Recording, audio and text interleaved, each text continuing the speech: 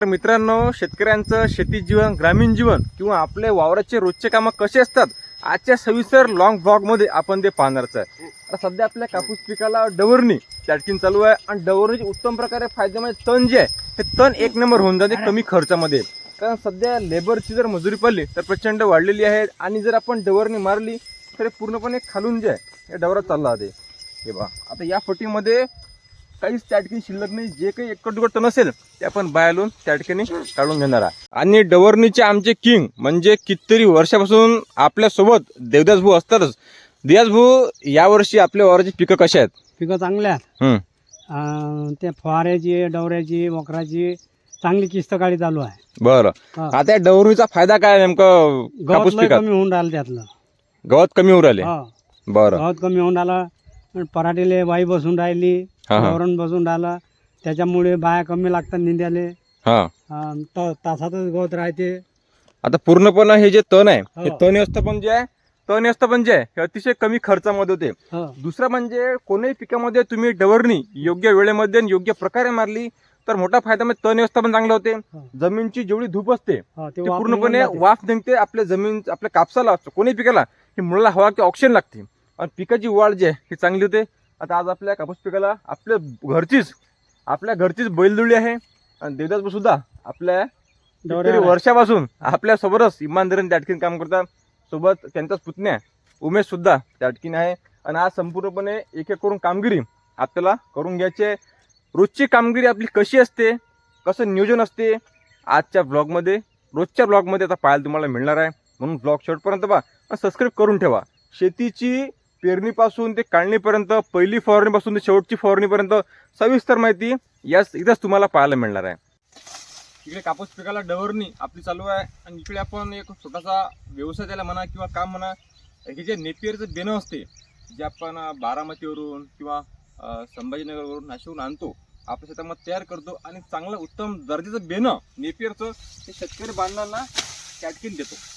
खरंच या नेपियरचं वैशिष्ट्य म्हणजे यामध्ये प्रोटीनचं प्रमाण जे आहे ते जास्त आहे आणि एकवड लागवड केल्यावर 5 ते 6 वर्षापर्यंत हा चारा चालतो. आज तुम्ही जर हाईट पाहिली तर अजूनही 3 ते 4 फूट हाईट याची वाढते. म्हणजे 15 फुटाच्या वर हा चारा जातो.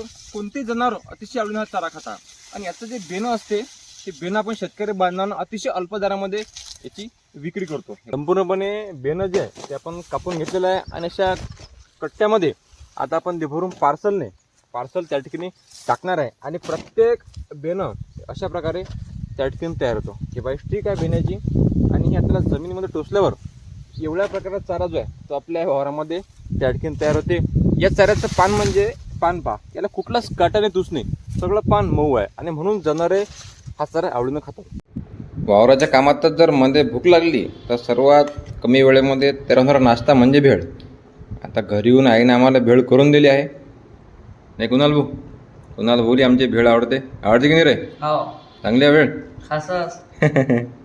आता भेळ करणं आहे परत कामाला लागणार आहे वावराच्या.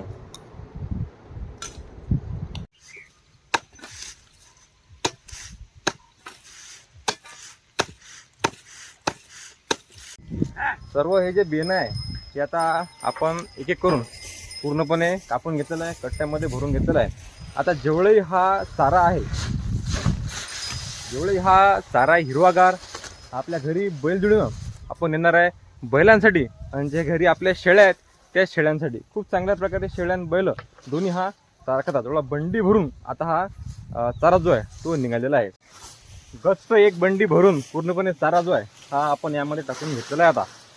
आता मस्तपैकी या चारी बागल बैल शेळ्या दोन्ही आरामात करतात. शेतातील सकाळची पूर्ण कामगिरी आटपल्यावर घरी आल्यावर मस्त गरमागरम आईच्या हातचे आता हे रोडगे आहेत, म्हणजे याला बापले पण म्हणतात. विदर्भ स्पेशल खास करून वांग्याची भाजी आहे आणि गावरान तूप आणि वरण. आणि दुपारी परत आपल्याला शेतामध्ये आता कामगिरी आहेच. शेतात जर फवारणी असली सगळी पहिले लाईन चालू आहे का हेच पाहा लागते आणि नेहमीप्रमाणे डीपीचा त्या ठिकाणी गेलेला आहे. आता पूर्णपणे हा आम्हाला टाकणं आहे, नंतरच फवारणी करून घेणं आहे. शेतकऱ्याच्या लहान पोट्टाला सांगायला लागत नाही औत कसं मार लागते. पोट्टा आता किती वर्ष आहे सर तू? तुझा कोणाला असतो? 12 वर्षाचा. कोण्या क्लासमध्ये? 20 वर्षाचा. अरे वर्ग कोणता झाला वर्ग? 8वी. 8व्या वर्गातला पोट्टा आहे भाऊ, पण औत कसं मार लागते हे सांगायला लागत नाही. मस्तपैकी 4-5 मुळं आता आमच्या किस्तानं मारून घेतले उभाटी, कारण वजन गाड्याचं मुरमुऱ्यासारखंच आहे. बाकीची धुरा आता आपल्याला सांभाळा लागते. संपूर्ण कापसामध्ये आता हे वही करून घेणार आहे आणि उद्या या कपाशी पिकाला आता फवारणी आपण करून घेणार आहे. मंडळी, सकाळची आणि दुपारची दोन्ही वेळची वावरातली कामगिरी आता आम्ही अटपून घेतलेली आहेत. कुणाली आहे, देवदास भाऊ आहेत, शांत निवांत. हा आमचा वावरामध्ये बसाय वेळ असते. काय देवदास भाऊ, हा टाइम कोणता आहे आपला? बचाचा याला काय म्हणतात? आनंद. हा आनंद आहे. हो. सायंकाळचे आता 6-6:30 वाजले असतील. मस्तपैकी वावराच्या सानिध्यामध्ये, निसर्ग सानिध्यामध्ये आम्ही बसलेलो आहे. आता उद्याची काय तयारी करायची आहे तो निर्णय आजच या ठिकाणी होणार आहे.